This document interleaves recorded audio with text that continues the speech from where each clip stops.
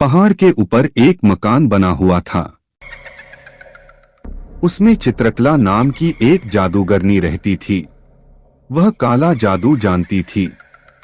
पहाड़ के नीचे तलहटी में एक गांव बसा हुआ था, जिस पर जादूगरनी ने अपने जादू से कब्जा किया हुआ था। गांव के लोग जादूगरनी से बहुत डरते थे। उन्हें पता था कि अगर जादूगरनी को गुस्सा आ गया तो अपने जादू से पूरे गांव को खत्म कर सकती है। इसलिए गांव वाले जादूगरनी को खुश करने के लिए उसकी हर बात मानते थे। गांव वाले जितना भी कमाते थे, उसका एक बड़ा हिस्सा जादूगरनी को देना पड़ता था। कई सदियों से यही परंपरा चली आ रही थी। गांव के लोग जवान से बूढ़े होकर मर जाते थे, लेकिन जादूगरनी हमेशा जवान और खूबसूरत बनी रहती थी। इसका राज कोई नहीं जानता था। इसी गांव के एक घर में राकेश नाम का एक बच्चा रहता था। उसके पिता खेत में काम करते करते चल बसे। पिता के मरने के बाद राकेश ने खेती का काम संभाल लिया, लेकिन जितना भी अनाज वह मेहनत करके उगाता था, उसका एक बड़ा हिस्सा जादूगरनी को देना पड़ता था। एक दिन राकेश ने अपनी माँ से कहा, माँ, ऐसे तो हम कभी चैन से रह नहीं पाएंगे।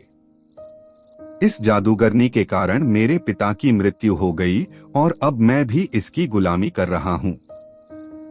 राकेश की माँ ने कहा, बेटा, तुझसे पहले भी कई लोगों ने जादूगरनी का विरोध किया, लेकिन उसने अपने जादू से सबको मार डाला।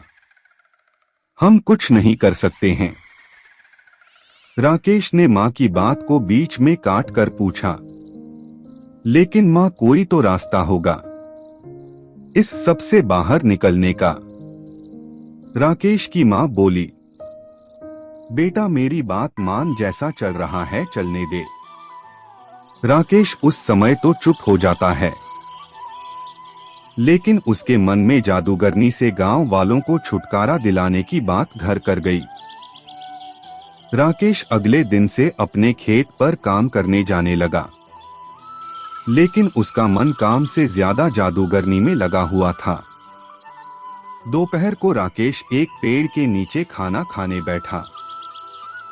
वहीं उसके बराबर के खेत के दीनानंद चाचा भी खाना खा रहे थे।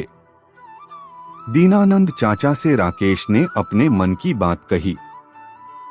राकेश की बात सुनकर उन्होंने कहा, बेटा, बात तो तेरी ठीक है, लेकिन काम बहुत कठिन है, इसमें तेरी जान भी जा सकती है। राकेश बोला, चाचा, अगर गांव वालों को बचाने में मेरी जान भी चली गई तो मुझे खुशी होगी। आप कोई तरीका बताओ। तब दीनानंद चाचा ने कहा, आज से कई साल पहले गांव में एक किसान ने जादूगरनी को मारने की कोशिश की थी, लेकिन जादूगरनी को पता लग गया। फिर जादूगरनी ने उससे बदला लेने के लिए उसका सब कुछ छीन लिया और वह उसे मारने की तैयारी कर रही थी, लेकिन वह पहले ही गांव छोड़कर भाग गया। तुम उससे मिलो, उसका नाम गोपाल है। वह पास ही के एक गांव में रहता है, लेकिन वह किसी से मिलता नहीं है। राकेश बोला, लेकिन क्यों चाचा? दीनानंद जी ने कहा, बेटा, उसे डर है कि कहीं जादूगरनी ने उसे मारने के लिए न भेजा हो। राकेश ने सारी बात समझ ली। अगले दिन वह दूसरे गांव चल दिया। वहां वह गोपाल के घर पहुंचा। बहुत विश्वास दिलाने के बाद गोपाल ने राकेश से बात की। गोपाल ने कहा, मैंने एक बार रात को जादूगरनी के महल में जाकर उसका गला दबाया, जिससे वह सोते सोते मर जाए, लेकिन वह मरी नहीं, क्योंकि उसने अपने प्राण एक तोते में रख रखे हैं। राकेश को बहुत आश्चर्य हुआ। उसने पूछा, लेकिन ऐसा क्यों चाचा? गोपाल ने आगे बताना शुरू किया। बात यह है कि जादूगरनी हमेशा जवान और खूबसूरत बने रहना चाहती है, लेकिन उसका जादू अपने ऊपर नहीं चलता।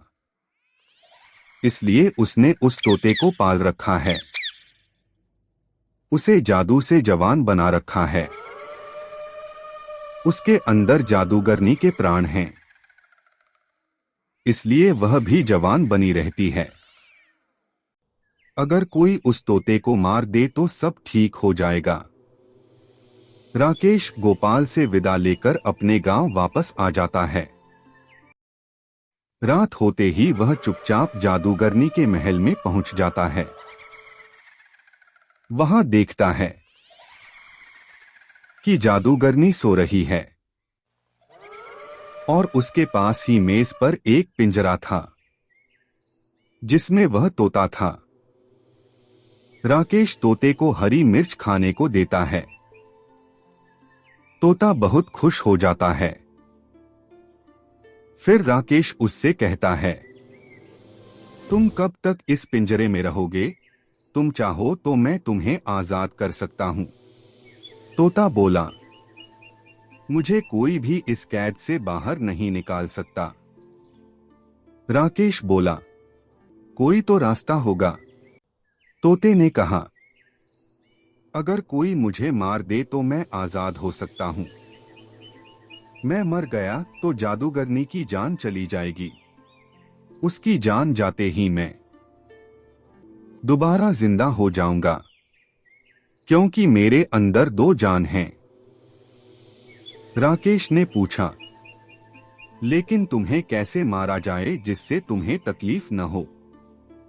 तोते ने कहा, तुम किसी तरह इस कमरे में धुआं भर दो, दम घुटने से मैं मर जाऊंगा। राकेश सारी बात सुनकर वापस आ जाता है।